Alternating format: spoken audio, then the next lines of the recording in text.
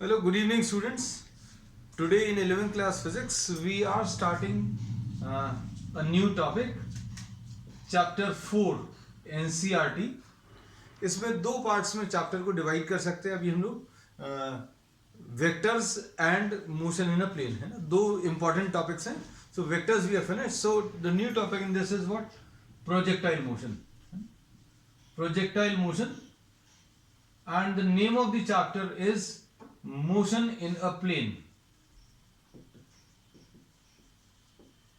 इसके पिछले चैप्टर में अभी हम लोगों ने जो पढ़ा था in the previous topic, we have studied about motion in a straight line.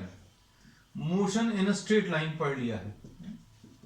अब motion in a straight line और मोशन इन अ प्लेन में डिफरेंस क्या है? तो अभी हम लोग ये बोलेंगे motion in a straight line can be described only in terms of what? One dimension. One dimension मतलब आपको सिर्फ एक ही वेरिएबल और टाइम की जरूरत पड़ेगी टू डिस्क्राइब द मोशन. और अभी हम लोगों ने motion in a straight line में पूरा का पूरा चैप्टर एनालाइज किया था with the help of equations of motion, है ना. इक्वेशंस ऑफ मोशन जो है, these were applicable for straight line motion. ये याद रखना कि इक्वेशंस ऑफ मोशन जो अभी हम लोगों ने पढ़ी हैं, कौन सी? v is equal to u plus a t और s is equal to u t plus half a t square और v square is equal to u square plus two a s, है ना. ये अभी हम लोगों ने पढ़ी है. These are only applicable for a straight line motion. ये सिर्फ स्ट्रेट लाइन मोशन के लिए एप्लीकेबल है. दूसरी इसमें जो कंडीशन है बहुत important, that the acceleration should be constant. Acceleration कैसा रहना चाहिए बच्चों? कांस्टेंट रहना चाहिए. अब हम लोग जो आज पढ़ने वाले हैं मोशन इन अ प्लेन, है ना. तो मोशन इन अ प्लेन को अगर अभी हम लोग देखें तो motion in a plane can now be described in terms of these equations of motion. आप इसी के टर्म्स में डिस्क्राइब कर सकते हैं. और मोशन इन अ प्लेन का एक बहुत सिंपल सा एग्जांपल है प्रोजेक्टाइल मोशन. प्रोजेक्टाइल मोशन जो है, हम लोग कह सकते हैं किसी फुटबॉल को अगर आप किक करो तो वो ऐसा कुछ पाथ फॉलो करेगा. If you are kicking a football then it follows a curved path, and the only acceleration which acts on the object in this case is acceleration due to gravity. अब इसमें अभी हम लोगों को ये लगेगा, main हमारे पास प्रॉब्लम क्या है ऐसा कुछ मोशन स्टडी करने में. If you are trying to study this motion, then you are only equipped with what? Equations of motion. Equations of motion are applicable for a straight line motion. Straight line motion के लिए अभी हम लोग बोलते हैं सिर्फ इनको apply कर सकते हैं. तो अब क्या करेंगे? तो अब हम लोग इसमें ये बोलते हैं कि आप इस मोशन को, ये कर्व पाथ पर जो मोशन है, इसको दो पार्ट्स में ब्रेक करेंगे. दो पार्ट्स में कैसे? One will be along the x direction and other one will be along the y direction. आप इसको दो डायरेक्शंस में मोशन को स्प्लिट कर सकते हो. दो डायरेक्शंस में कैसे? हम लोग बोलेंगे if you are considering this as the x direction and this as the y direction. अगर आपने इसको एक्स डायरेक्शन ले लिया, इसको वाई डायरेक्शन ले लिया, तो क्या होगा? आप स्ट्रेट लाइन वाला मोशन अप्लाई कर सकते हैं. कैसे? जैसे सपोज ये ऑब्जेक्ट यहां से यहां तक पहुंच गया, तो क्या बोलेंगे? एक्स डायरेक्शन में इसने इतना डिस्टेंस कवर किया और वाई डायरेक्शन में इतना डिस्टेंस कवर किया. और ये ऑब्जेक्ट अगर यहां से यहां गया तो हम लोग क्या बोलेंगे? एक्स डायरेक्शन में दिस इज द डिस्टेंस और वाई डायरेक्शन में ये डिस्टेंस है. तो हर एक पॉइंट को जहां पर ये ऑब्जेक्ट पहुंचेगा उसको अभी आप डिस्क्राइब कर सकते हैं in terms of what? In terms of equations of motion, है ना. तो अब हम लोग क्या बोलेंगे? This motion in a plane, motion in a plane can be split into, can be split into two independent motions. Two independent straight line motions. किसी भी मोशन को अभी आप स्प्लिट कर सकते हो इस प्रोजेक्टाइल मोशन के into two independent straight line motion, and these two independent straight line motions will be one along what? The x direction, and the other along the y direction। ठीक है, तो basic अभी हम लोगों ने इसमें बता दिया कि पिछले चैप्टर में और इस चैप्टर में डिफरेंस क्या है। पिछले चैप्टर में अभी हम लोगों ने we had considered equations of motion and these equations are of motion were applicable only for a straight line। Object जो है स्ट्रेट लाइन पर मूव करता था, है ना। तो ऑब्जेक्ट अगर स्ट्रेट लाइन पर मूव कर रहा है तो इक्वेशंस ऑफ मोशन कैसी लगेंगी, v is equal to u plus at, s is equal to ut plus half at square and v square is equal to u square plus 2s। These are the equations which were applicable, and the another condition which was applicable was that the acceleration should be constant। acceleration बच्चों कैसा रहना चाहिए, constant रहना चाहिए। अब इसके बाद फिर अभी हमने ये बताया कि मोशन इन अ प्लेन अगर आपको डिस्क्राइब करना है then you have to split the motion in a plane into two parts. Motion in a plane को आप दो पार्ट्स में ब्रेक करोगे, और कैसा ब्रेक करोगे, one will be along the x direction and the other will be along y direction, है ना। तो किसी के मन में ये आएगा कि एक्स डायरेक्शन और वाई डायरेक्शन कैसे, तो ये अभी हमने आपको डायग्राम में शो किया है कि अगर कोई ऑब्जेक्ट कर्व्ड पाथ पर भी मूव कर रहा है तो आप उसको एक्स और वाई डायरेक्शन में स्प्लिट कर सकते हैं। अगर कोई ऑब्जेक्ट ऐसा मूव किया तो आप इधर से इधर तक का जो मोशन है उसको कैसा स्प्लिट करोगे, ये एक्स डायरेक्शन का मोशन, ये वाई डायरेक्शन का। ये वाला एक्स डायरेक्शन का मोशन इस पॉइंट पर, और इस पॉइंट पर ये वाई डायरेक्शन का। अगर ये ऑब्जेक्ट इस पॉइंट पर आ गया तो ये एक्स डायरेक्शन का डिस्प्लेसमेंट और ये वाई डायरेक्शन का displacement. So this is how you will be splitting the motion into different directions, है ना। तो ये तरीका हो गया। अब हम लोग आते हैं इसमें डेफिनेशन पे, है ना। कुछ बेसिक डेफिनेशंस लेंगे और मोशन इन अ प्लेन में अभी हम लोग जो पढ़ने वाले हैं आज, क्या, projectile motion. We will be studying about what? Projectile motion। तो प्रोजेक्टाइल मोशन बच्चों क्या है, प्रोजेक्टाइल मोशन में अभी हम लोग ये बोलेंगे व्हेन ऑब्जेक्ट, किसी ऑब्जेक्ट को, अभी तक हम लोगों ने जो मोशन कंसिडर किए थे, motion of a car horizontal direction में। कार में एक इंजन होता है, कार में एक इंजन है और इंजन जो है एक एक्सेलरेशन देता है, और इस वाले डायरेक्शन को एक्स डायरेक्शन अभी हम लोग बोलते हैं, है ना। अब ये चीज बिल्कुल भी एब्सेंट रहेगी इस केस में। प्रोजेक्टाइल मोशन में there will be no acceleration due to any engine और फ्यूल। किसी भी फ्यूल के कारण या किसी भी इंजन के कारण कोई भी एक्सेलरेशन नहीं रहेगा, समझ जाना, है ना। तो अब इसमें the only acceleration is acceleration due to gravity। तो अब डिफरेंस क्या है बच्चों, एक्सेलरेशन ड्यू टू ग्रेविटी की वजह से मोशन तो अभी हम लोग स्टडी कर चुके हैं। तो अभी हम लोगों ने ये लिया था कि ऑब्जेक्ट को वर्टिकली अपवर्ड डायरेक्शन में थ्रो करते थे, ये ऑब्जेक्ट कुछ हाइट अटेन करता था और वापस आ जाता था, है ना। लेकिन अब हम लोग क्या कर रहे हैं, we will be throwing any object in air obliquely. हम लोग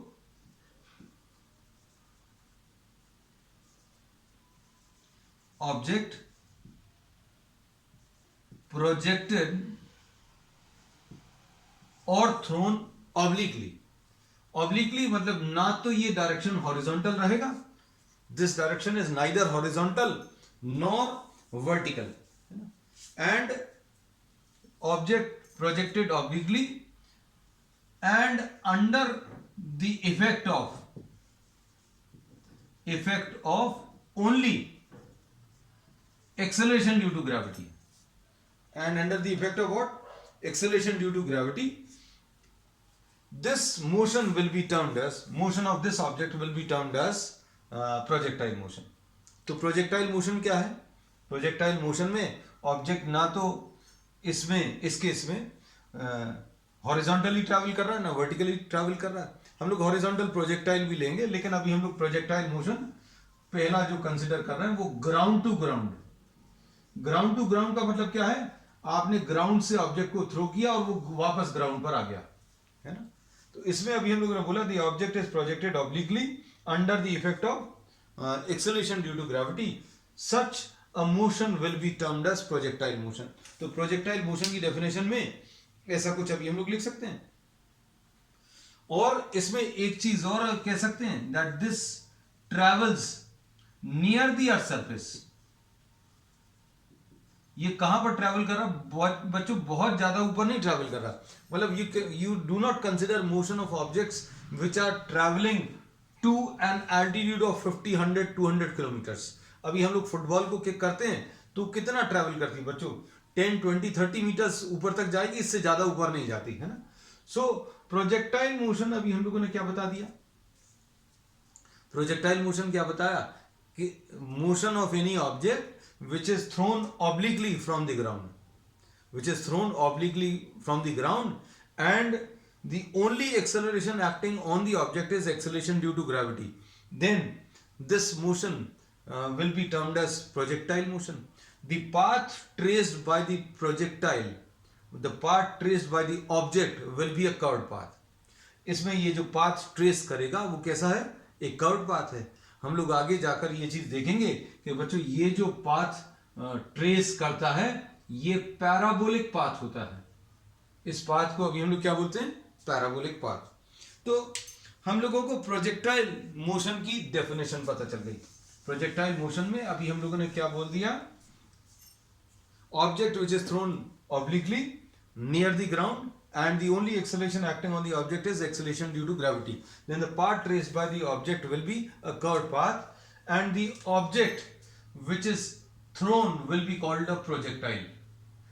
जिस ऑब्जेक्ट को आपने थ्रो किया उसको क्या बोलेंगे, प्रोजेक्टाइल बोलेंगे। and the motion is termed as projectile motion. इस मोशन को अभी हम लोग क्या बोलेंगे, प्रोजेक्टाइल मोशन बोलेंगे, है ना। चलो अब इसमें जो जो चीजें अभी हम लोगों ने बोली, दो चीजें, दो अजम्पशंस हैं। दो अजम्पशंस क्या हैं, पहला the projectile travels near the earth surface. ये कहां पर ट्रैवल कर रहा है बच्चों, अर्थ सरफेस के पास में ट्रैवल कर रहा। और दूसरी चीज एयर रेजिस्टेंस, एयर का खुद का जो रेजिस्टेंस है वो उसको अभी आप नेग्लेक्ट कर रहे हो। एयर रेजिस्टेंस मतलब क्या है, अगर किसी ऑब्जेक्ट को अगर आप थ्रो कर रहे हो तो एयर उस मोशन को अपोज करेगी, लेकिन वो अपोजिशन अभी हम लोग कंसिडर नहीं करेंगे, है ना। तो अब हम लोगों को ये पता चल गया कि प्रोजेक्टाइल मोशन में सिर्फ एक ही चीज काम करेगी और वो क्या है, एक्सेलरेशन ड्यू टू ग्रेविटी, है ना। तो acceleration due to gravity act करेगी और ये ऑब्लिकली इसको थ्रो करने वाले हैं, है ना। अब इसके बाद इससे रिलेटेड कुछ डेफिनेशंस अभी आपको बताएंगे, देखना ध्यान से, है ना।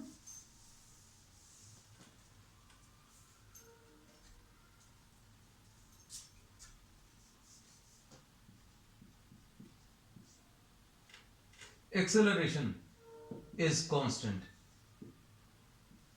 in vertical direction.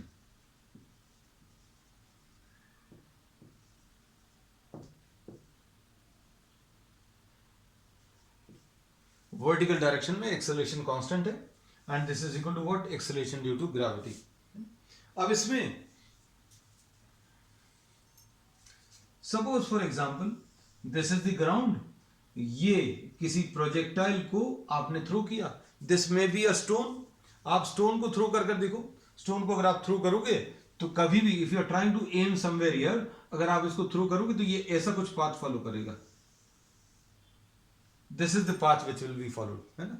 This will be a curved path, है ना।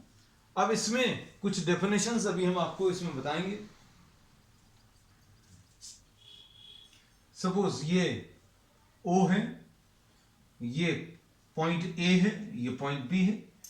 अब इस मोशन को अगर आप स्टडी करो तो इसमें दो टाइप के मोशन हैं।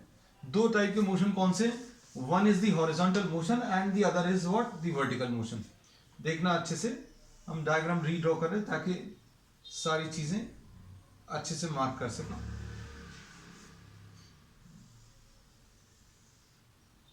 देखो This is the x direction, this is the y direction.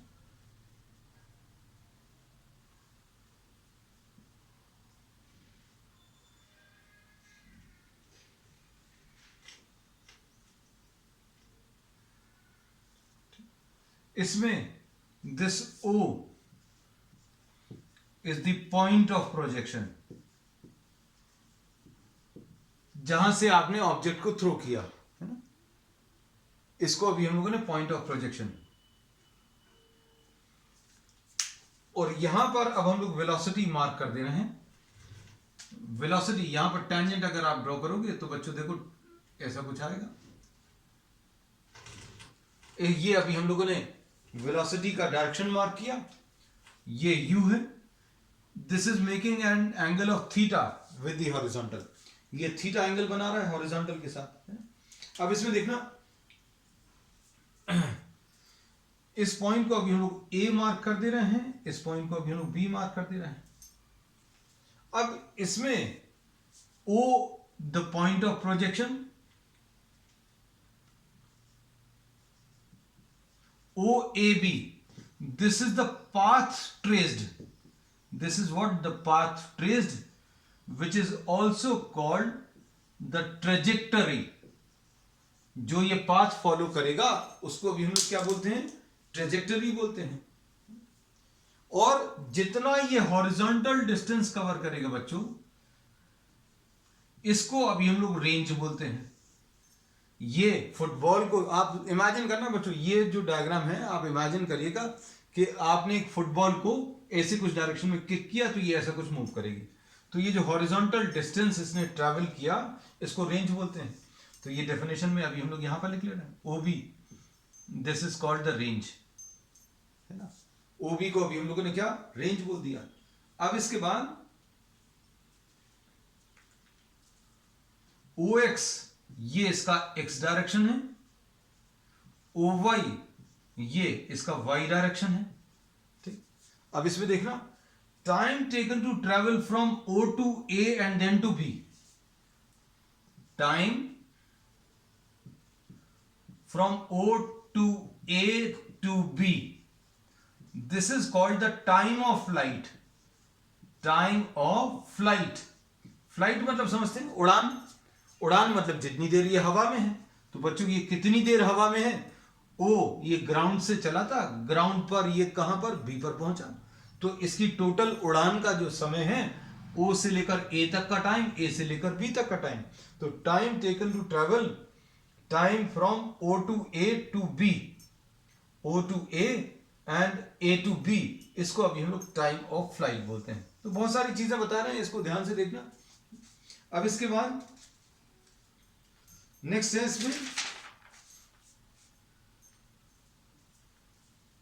ये जो है ये इसने जितनी मैक्सिमम हाइट ट्रेवल करी इसको अभी हम लोग h से रिप्रेजेंट करते हैं।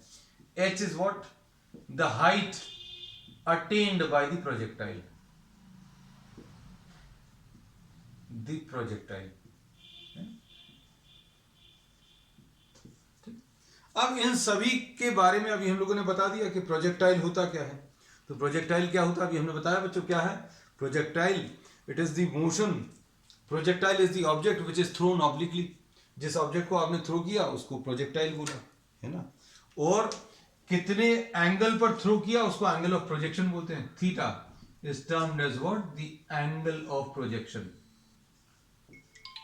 थीटा भी हम लोग क्या बोलते हैं, थीटा भी हम लोग क्या बोलते हैं, theta is termed as what, the angle of projection, ठीक। अब इसमें देखना हम लोगों ने टर्म्स कौन कौन से बता दिए। ये वो पॉइंट ऑफ प्रोजेक्शन है, ये मैक्सिमम हाइट है, ये रेंज है, ठीक है। और time of flight, total time जितने समय में ये यहां से यहां तक आया। इन सभी के बच्चों एक रिलेशंस है ना। ये रिलेशंस अभी हम लोग आगे जाकर करने वाले हैं। क्या चीज है रिलेशंस, ये जो रेंज है, ये रेंज का formula u square into sine 2 theta divided by g होता है। रिलेशंस आप एक बार देख लो अच्छे से। रेंज जो है ये यहां से यहां तक ट्रेवल कर रहा है, हॉरिजॉन्टल डिस्टेंस जो इसने ट्रेवल किया उसका एक फॉर्मूला है u square sine 2 theta upon g, this will be deriving today, है ना। फिर इसके बाद u, अभी हम लोगों को मालूम है, थीटा भी मालूम है, तो रेंज की वैल्यू u और थीटा के टर्म्स में निकाल सकते हैं। h, this is u square sine square theta divided bye 2g, ये वाला जो फॉर्मूला, इसका जो फॉर्मूला है वो किसके टर्म्स में, देखो दोनों में डिफरेंस समझ लेना, यहां पर साइन का स्क्वायर है और यहां पर साइन इंटू 2 थीटा है, मतलब ये थीटा में 2 का मल्टीप्लिकेशन है, यहां पर साइन थीटा 2 बार मल्टीप्लाइड है, ठीक है। अब इसके बाद time of flight, time of flight बच्चों, जितने समय में ये O से A से B तक गया, time taken to travel from O to A to B, ये 2u sin theta upon g ये होता है। So these are the total formulas which will be deriving, है ना। तो ये फॉर्मूलेज हैं जो अभी हम लोग आगे डिराइव करने वाले। अब देखो हमने पहले से इसलिए बता दिए क्योंकि आप यूज्ड टू हो जाए, द फॉर्मूलाज आर न्यू, है ना, सारी चीजें नई नई हैं, कॉन्सेप्ट नया है, और ये आपको एक बार पहले से मालूम रहेगा तो डिराइव करने के समय अभी आपको कंफर्टेबल फील होगा, है ना। अब देखना आप अच्छे से, इसमें अभी हम लोगों ने ये बोला, अब ये सारी चीजें रब कर देना, because we are knowing the definitions, we are noted down, है ना, नहीं नोट किए तो नोट कर लेना बच्चों डेफिनेशंस वगैरह। तो प्रोजेक्टाइल क्या है, कोई ऐसा ऑब्जेक्ट जो आपने ना तो हॉरिजॉन्टल डायरेक्शन में ना वर्टिकल डायरेक्शन में थ्रो किया। हम लोग हॉरिजॉन्टल डायरेक्शन में भी थ्रो करेंगे, लेकिन वो फ्रॉम अ एलिवेशन, मतलब किसी छत से अगर आप फुटबॉल को किक करोगे तो हॉरिजॉन्टली जाएगी, लेकिन फिर बाद में एक कर्व पाथ फॉलो करेगी। लेकिन अभी हम लोग जो प्रोजेक्टाइल ले रहे हैं वो प्रोजेक्टाइल कैसा है, this is travelling from ground to ground, बार बार अभी हम बता रहे हैं this is travelling from ground to ground. अब इसमें हम लोगों ने जो बताया था क्या, कि एक्सेलरेशन जो है सिर्फ एक ही डायरेक्शन में काम कर रहा है। एक्सेलरेशन किस डायरेक्शन में काम कर रहा है, वर्टिकल डायरेक्शन में। तो अब देखना इसमें अभी हम लोग क्या बोलेंगे, इस वेलोसिटी को, ये जो u, देखना इस वेलोसिटी को अभी हम लोग दो कंपोनेंट्स में ब्रेक कर रहे हैं बच्चों। ये वाली जो वेलोसिटी है this can be split into two parts. जिन लोगों ने कंपोनेंट्स नहीं किए हैं वो लोग इसको अच्छे से समझना। भाई आपको अगर किसी चीज को ऐसा चलाना है, ऐसा चलाने की वजह से अगर आप किसी ऑब्जेक्ट को ऐसा चला रहे हैं तो ये ऑब्जेक्ट ऊपर की तरफ भी जाएगा और राइट की तरफ भी जाएगा due to this type of velocity. अगर आपने ऐसा कुछ दिया, अगर इस ऑब्जेक्ट को आप ऐसा कुछ वेलोसिटी देते तो ये राइट की तरफ मूव करता, अगर आप ऐसी वेलोसिटी देते तो ऊपर की तरफ जाकर फिर वापस आता। लेकिन इसको क्या हो रहा है, ये राइट की तरफ भी जा रहा है और ऊपर जाकर फिर नीचे भी आ रहा है, तो ऊपर जाकर ये नीचे भी आ रहा है। सो this is having to types of velocities. दो टाइप की वेलोसिटीज बच्चों इसमें कौन कौन सी हैं, ये दो टाइप की वेलोसिटीज इसमें, एक तो ये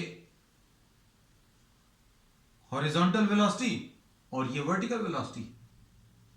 आप किसी भी वेक्टर को दो कंपोनेंट्स में ब्रेक कर सकते हैं। तो दो कंपोनेंट्स कौन से हैं बच्चों, इसका ये वाला कंपोनेंट x कंपोनेंट कहलाता है और ये वाला कंपोनेंट कौन सा कंपोनेंट कहलाएगा, ये x कंपोनेंट है, ये वाला y कंपोनेंट है। अब इसमें अभी हम लोगों ने बोला इसके दो पार्ट्स आ गए, इसके दो पार्ट्स कौन से आ गए, एक ux और एक uy। इसकी वजह से क्या होगा, it will move towards the right side. इसकी वजह से क्या होगा, ये ऊपर जाकर नीचे आएगा, मतलब ये राइट की तरफ जा रहा है इसकी वजह से ऊपर जाकर नीचे आ रहा है। तो दोनों चीजें हो रही हैं। So we can combine these two types of motion to get projectile, या प्रोजेक्टाइल को दो पार्ट्स में स्प्लिट कर रहे हैं। प्रोजेक्टाइल मोशन को अभी हम लोग दो पार्ट्स में स्प्लिट कर रहे हैं। One is along the x direction and other is along the y direction है। अब देखना इसमें हम लोग क्या बोलेंगे, ux क्या आएगा बच्चों, ux can be written as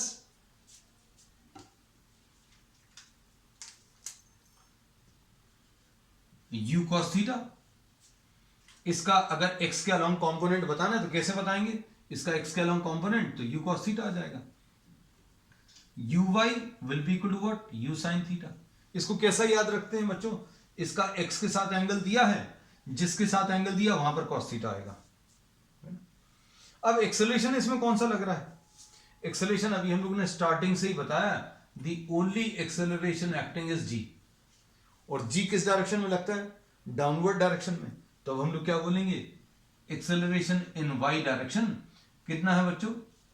minus g. Acceleration in y direction minus g आ गया। एक्सेलरेशन इन एक्स डायरेक्शन, तो एक्सेलरेशन इन एक्स डायरेक्शन बच्चों ये बहुत इंपॉर्टेंट है, जीरो। इस डायरेक्शन में तो कोई एक्सेलरेशन नहीं है, हम लोगों ने बोला इसके ऊपर एक ही एक्सेलरेशन काम कर रहा है। फुटबॉल को अगर आपने किक किया तो ये फुटबॉल ऐसा कुछ जाकर एक कर्व पाथ ट्रेस करके वापस ग्राउंड पे आ जाएगी। तो कौन सा एक्सेलरेशन एक्ट कर रहा है? Only the acceleration due to gravity, सिर्फ यही एक्सेलरेशन काम कर रहा है। अब इसमें देखना, अगर ये एक्सेलरेशन एक्स डायरेक्शन में जीरो है तो क्या कह सकते हैं? इसको अच्छे से समझना इस बात को। ए एक्स की वैल्यू जीरो का मतलब क्या है? V x will be equal to u x plus a x into t, मतलब v x final velocity in x direction है ना, will be equal to u x plus a x into t. तो a x into t की value zero है, तो v x will be equal to u x. V x किसके बराबर आ जाएगा? You x के बराबर। मतलब फाइनल वेलोसिटी एक्स डायरेक्शन में किसके बराबर आ जाएगी? इनिशियल वेलोसिटी के बराबर, है ना। और इसका रीजन बहुत सिंपल है, इस डायरेक्शन में अगर कोई एक्सेलरेशन नहीं है तो इस डायरेक्शन में वेलोसिटी में कोई चेंज नहीं आएगा। इस चीज को अच्छे से समझना, हम लोग ये कह सकते हैं no acceleration in x direction means velocity along x direction कैसा रहेगा? कांस्टेंट रहेगा। अब इसको अच्छे समझो, ये देखो वेलोसिटी एक्स डायरेक्शन की है, अभी हम कई जगह पर मार्क कर दे रहे हैं, सभी जगह पर बच्चों देखो ये वेलोसिटी सेम मार्क कर सकते हैं, और ये कितनी रहेगी? जितनी स्टार्टिंग में थी, u cos theta, u cos theta, यहां पर भी ये u cos थीटा, यहां पर भी ये u cos थीटा, और यहां पर भी ये u cos थीटा, और ये वाली फिर से u cos थीटा। सभी जगह पर x डायरेक्शन की वेलोसिटी कांस्टेंट है। तो ये अभी हमने लिख दिया, रेड पेन से लिखा, no acceleration in x direction means velocity along the x direction will remain constant, है ना। अब इसमें कई बार ये कंफ्यूजन होता है कि भाई सबसे ऊपर वाले पॉइंट पर तो वेलोसिटी जीरो होती है, तो वेलोसिटी क्यों जीरो हो जाती है? क्योंकि वर्टिकल डायरेक्शन में एक एक्सेलरेशन काम कर रहा है, वर्टिकल डायरेक्शन में, तो इसलिए वर्टिकल वेलोसिटी चेंज होगी। कौन सी वाली वेलोसिटी? Vertical velocity. भाई जब आप इस ऑब्जेक्ट को ऊपर की तरफ थ्रो करोगे तो ये ऊपर की तरफ मूव करेगा, धीरे धीरे वेलोसिटी कम होती जाएगी। अब देखो ये वेलोसिटी हमने इतनी बनाई है, ये यहां पर थोड़ी सी छोटी बनाई है, यहां पर थोड़ी सी और कम कर दी, ये वाली वेलोसिटी कम होती जा रही है, और इस पॉइंट पर velocity in y direction zero, ये वाली वेलोसिटी कम होती जा रही है। वर्टिकल डायरेक्शन में वेलोसिटी क्यों कम होती जा रही है? क्योंकि माइनस जी काम कर रहा है। तो किसी ऑब्जेक्ट को अगर आप ऊपर की तरफ थ्रो करते हो तो वेलोसिटी कम होती जाएगी। वेलोसिटी पहले यहां पर इतनी है, यहां पर कम हो गई, यहां पर कम हो गई, यहां पर और कम हो गई। अब ये वर्टिकल डायरेक्शन में मूवमेंट बंद हो जाएगा, क्योंकि जैसे जैसे वेलोसिटी कम होती जाएगी सबसे ऊपर वाले पॉइंट पर वर्टिकल डायरेक्शन की वेलोसिटी जीरो। अब क्या होगा? अब ये नीचे की तरफ चलना शुरू कर देगा, और नीचे की तरफ चलना शुरू करेगा मतलब नीचे की वेलोसिटी बढ़ती जाएगी, और जितनी वेलोसिटी से आपने थ्रो किया है उतनी ही वेलोसिटी से ये नीचे आ जाएगा। बस अब यही चीज मेन काम की है। अब देखो, अब कैलकुलेशन स्टार्ट करते हैं कि अब आप देखिएगा, if you try to consider,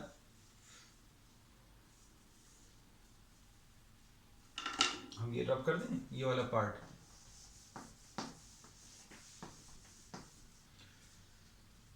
अब देखना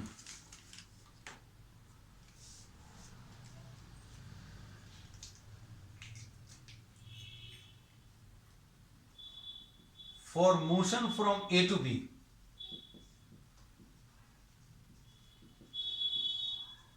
for motion from A to B, A से बी वाले मोशन में अभी हम लोग क्या बोलेंगे?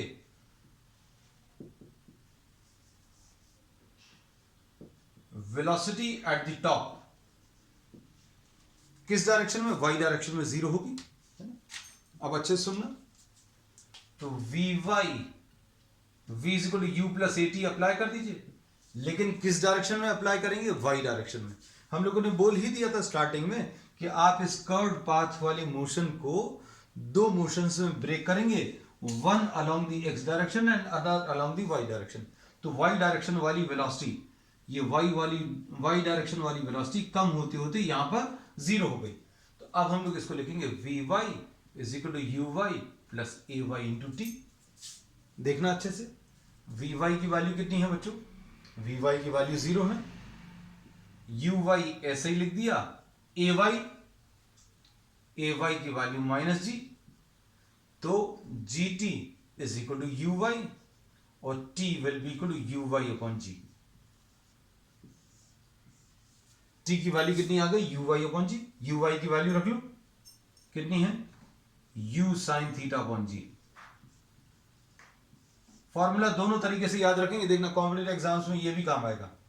देखो यहां से यहां तक आने में, यहां से यहां तक आने में समय कितना लग रहा है? uy upon g. uy upon g यानी uy sine theta upon u sine theta upon g, यहां से यहां तक का समय। और ऑब्वियसली अभी हम लोगों ने रीजन आपको पहले भी बताया है कि जितना ऊपर तक जाने में समय लगेगा उतना ही समय नीचे तक आने में लगेगा। ऊपर तक जाने में u साइन थीटा अपॉन जी, नीचे तक आने में भी ऐसा एक्सपेक्टेड है कि u sine theta upon g लगेगा, और दोनों मिलाकर u sine theta upon g और u sine theta upon g, total time 2u sine theta upon g आना चाहिए। तो ये देखो यही है वो फॉर्मूला जो अभी हम डिराइव करने वाले हैं, है ना। तो कर लेंगे अभी हम लोग आगे। अब देखो distance travelled in y direction, तो बच्चों distance travelled in y direction ये h लिख दिया। तो h कैसे निकालेंगे? sy is equal to u by t plus half a y into t square, ऐसा लिख सकते हैं। अब इसमें एस वाई को अपन लोगों ने क्या लिख दिया? एस वाई को अभी हम लोगों ने एच लिख दिया, u y into t. T कितना है बच्चों? टाइम तो अभी अपन लोग निकाल चुके हैं, कितना? U y upon g minus half a y की वैल्यू माइनस जी, इसलिए माइनस साइन लगा दिया, into t square. T square यानी u y square upon g square. अब क्या होगा इसमें?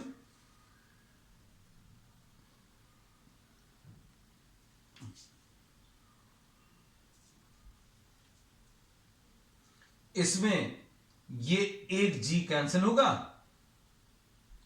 और ये कितना आ जाएगा? U y square upon g minus u y square upon 2g, ऐसा कुछ आएगा।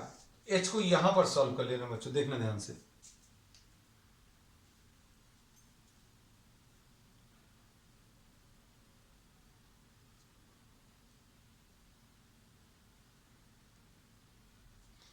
h को यहां पर सॉल्व कर रहे हैं तो h की वैल्यू कितनी आ जाएगी? U y square upon g minus u y square upon 2g। 2g इसका एलसीएम आ गया है ना, 2g इसका एलसीएम, और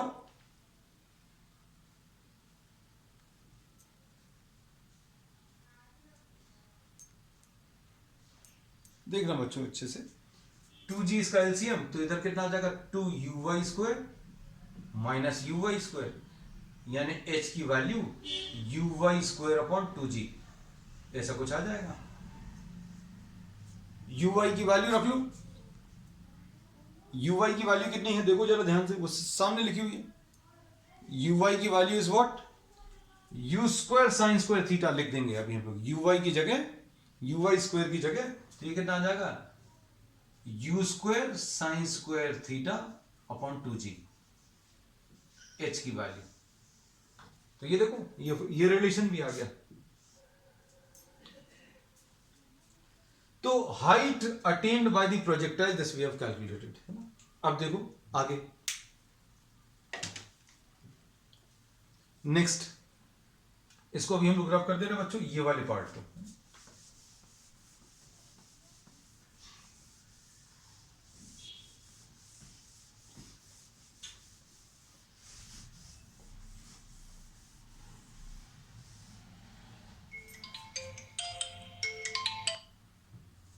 अब इसके बाद नेक्स्ट इसमें ए से बी तक का motion from O to B, O से बी तक का मोशन कंसिडर करो। ओ से बी तक का मोशन अगर आप कंसिडर करोगे तो देखना क्या चीज आएगी। अब इसमें कुछ ना कुछ अगर कैलकुलेशंस करने तो कुछ मालूम होना चाहिए। जैसे ओ से ए तक के कैलकुलेशन करने थे तो क्या चीज मालूम थी कि भैया ये वाली वेलोसिटी कम होते होते यहां पर जीरो हो जाएगी। सबसे ऊपर वाले पॉइंट पर अगर आप किसी ऑब्जेक्ट को थ्रू कर रहे हो तो वेलोसिटी जीरो होती है, लेकिन यहां पर आपको स्पेसिफाई करना पड़ेगा कौन सी वाली वेलोसिटी जीरो होती है। वाई डायरेक्शन वाली वेलोसिटी जीरो होती है। एक्स डायरेक्शन वाली वेलोसिटी में कोई भी चेंज नहीं आता। ये यू कॉस थीटा, ये यू कॉस थीटा, कहीं पर भी चेंज नहीं हुआ। अब देखना अच्छे से, अब हम लोग क्या बोलने वाले हैं, देखो from O to b v c that displacement in y direction.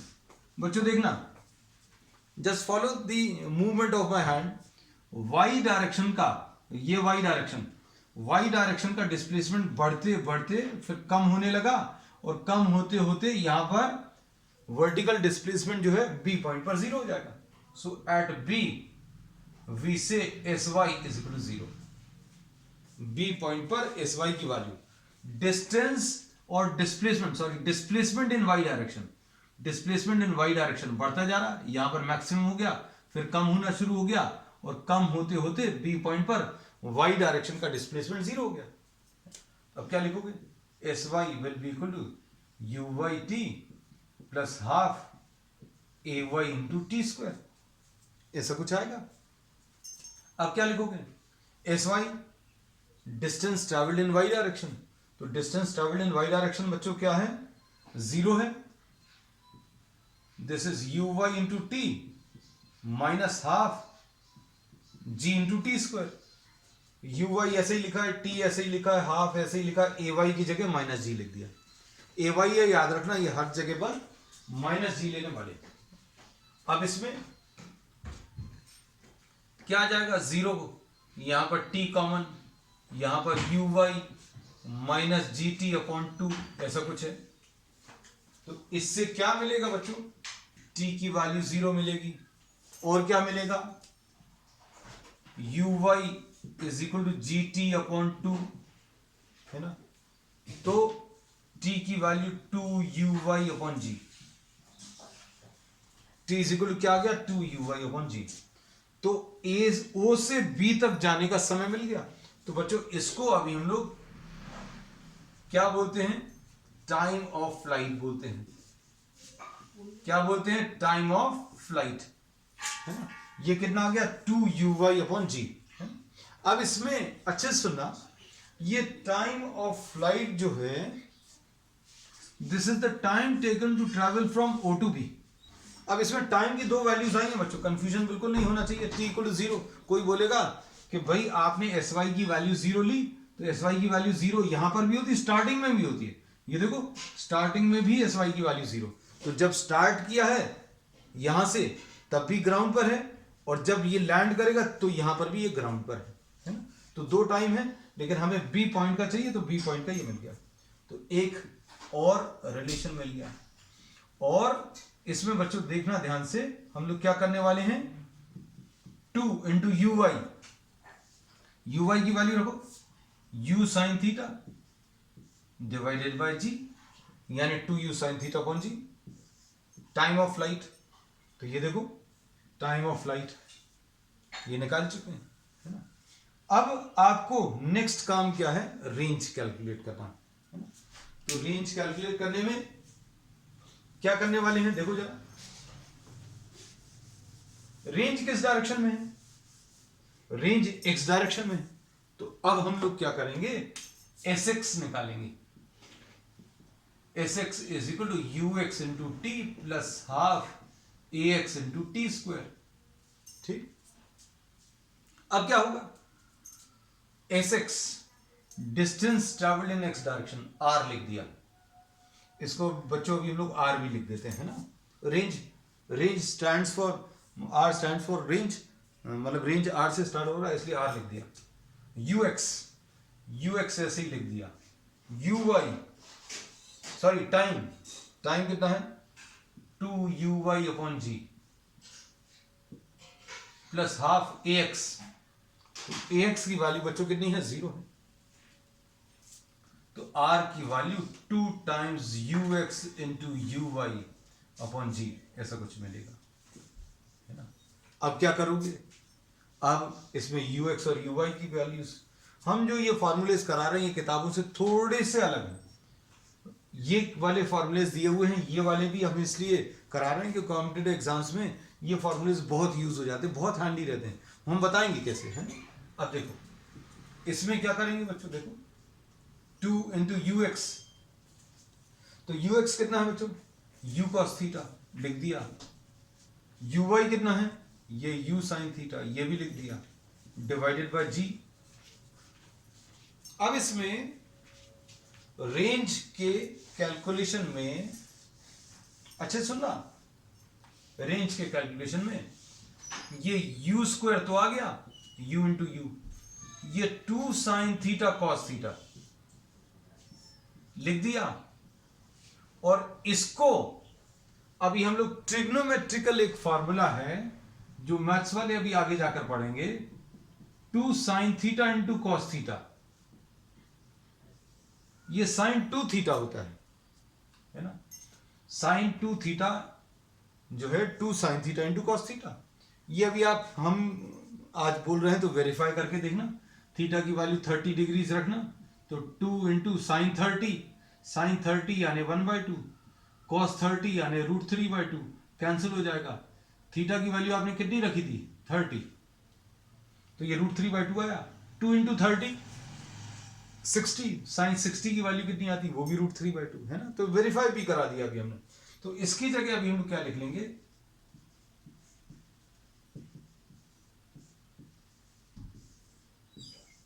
You square sine 2 theta upon g, है ना, ठीक है।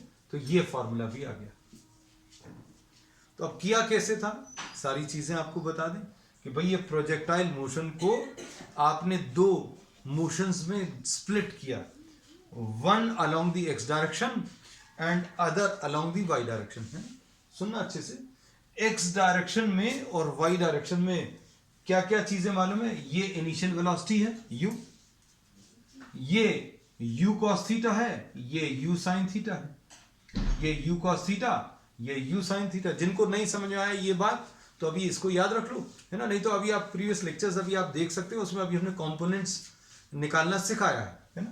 तो जिसके साथ एंड भाई आप u के 2 पार्ट्स कर रहे हैं, u के 2 पार्ट्स कर रहे हैं, एक ux और uy, भाई u के 2 पार्ट्स किए हैं इसलिए u तो आएगा ही आंसर में।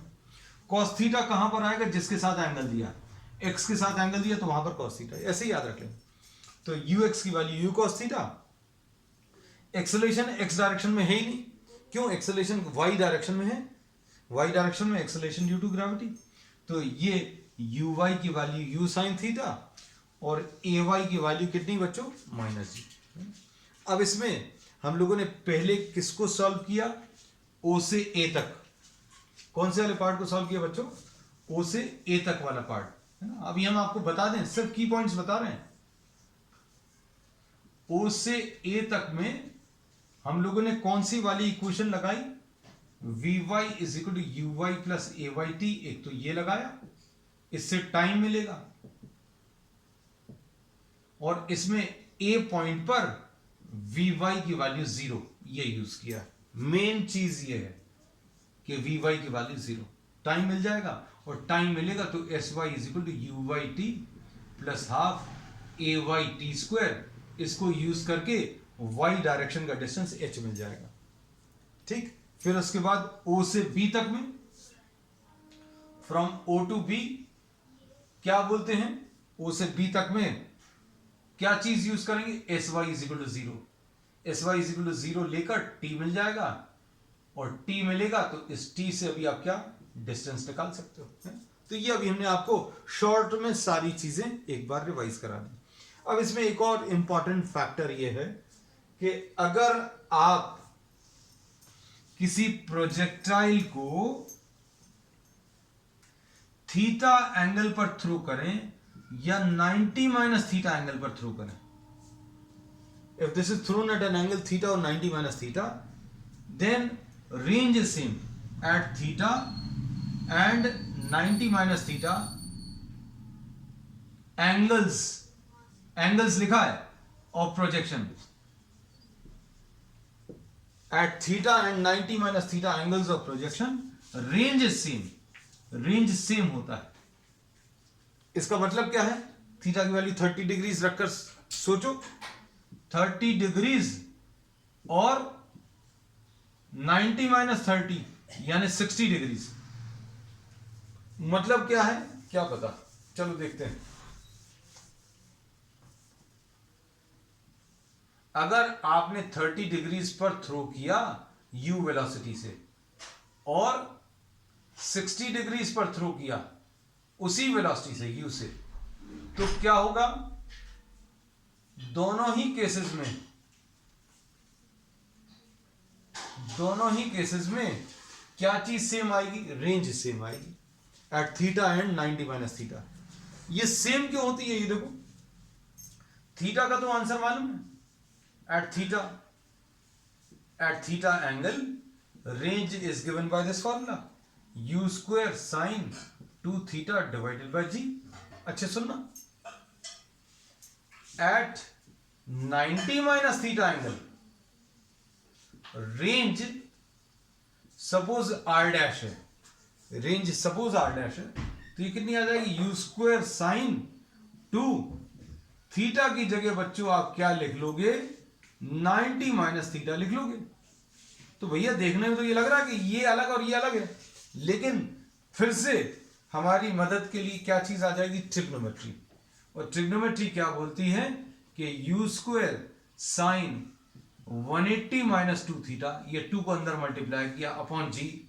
आप इसको अगर सॉल्व करोगे तो sine 180 minus alpha, sine 180 minus कुछ एंगल अगर लिखा हो तो इसका आंसर साइन अल्फा ही आता है. मतलब इसका answer sine u square sine 2 theta, मतलब जो अंदर एंगल लिखा वही आएगा डिवाइडेड बाय g. ये r डैश. तो इसको और इसको देखकर क्या कह सकते हैं? r will be equal to what? r dash. तो बच्चों ये आज थोड़े से बेसिक कॉन्सेप्ट्स अभी हम लोगों ने किए किसके? प्रोजेक्टाइल मोशन के. कल की क्लास में ये सारे कॉन्सेप्ट्स को एक बहुत क्विक रिवीजन लेंगे, लेकिन उसके पहले आपको एक बार ये लिखकर करना पड़ेगा. आप एक बार लिखकर कर लीजिएगा और फिर कल अभी हम लोग इक्वेशन ऑफ ट्रेजेक्टरी और कुछ अच्छे क्वेश्चंस अभी हम लोग इसके डिस्कस करेंगे. तो आज की क्लास के लिए इतना ही. We will continue with the same topic on the next one. That's all for today.